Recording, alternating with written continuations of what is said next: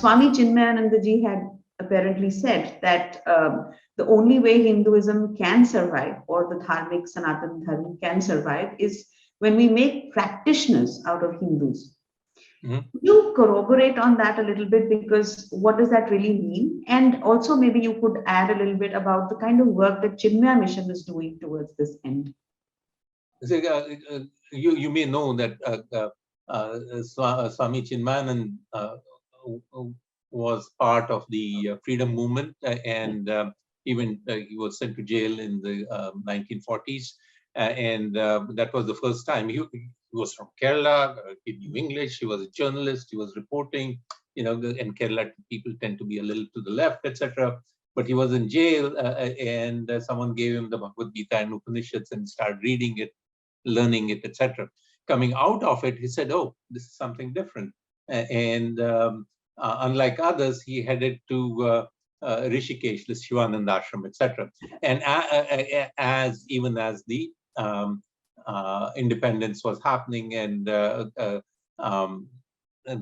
republic was being formed, that's the journey he took.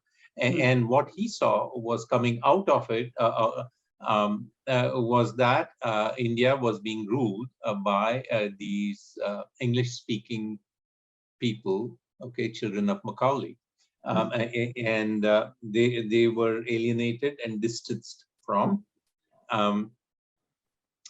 the Indian traditions.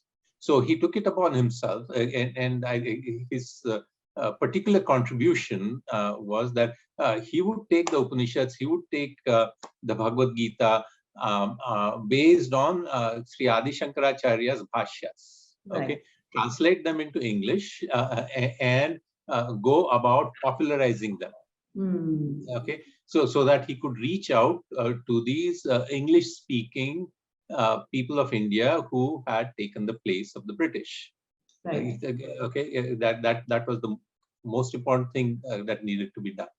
So when he talks about so these are Hindus in name only, we need to make them practitioners, okay, and given that they have been things have been put into their heads, they will ask all these questions, and the way to reach them would be through the Jnana Marg, Vedant. So he took the Vedant to the streets, shall we say. Okay. So, at that time, the people at Rishikesh, the Swamijis, etc., opposed it. So that's not the way we do it.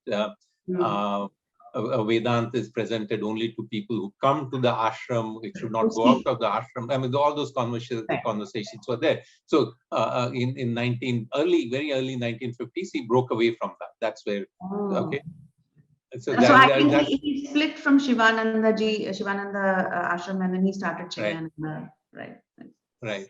And so yeah. So that's and to the second part of your question,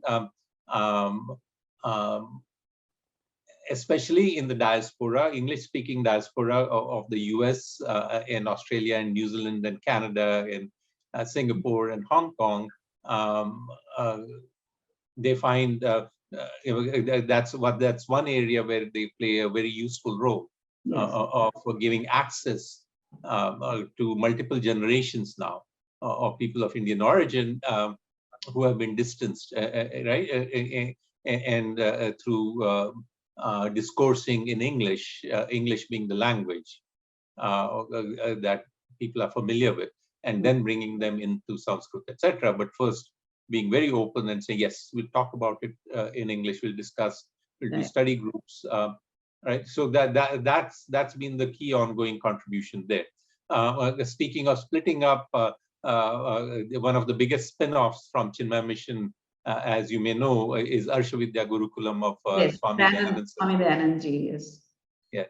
So who was with Chinmaya Mission for 15 years, and it's in the late 80s that he started. So that's the overall impact and the continuing impact that Chinmaya Mission has, and I think it particularly irks